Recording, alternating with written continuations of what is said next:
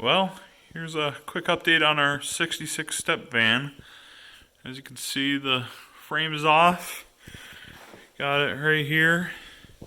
Currently have the C10 front suspension grafted on.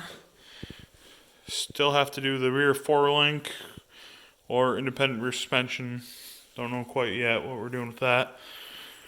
Right now I'm just whipping up a trans crossmember. Got it all cut out on the plasma cutter pieces. Kind of laid out over there.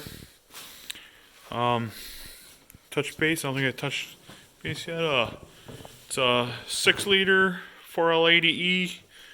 Probably getting a VS Racing turbo and maybe a little bit of nitrous. We'll see.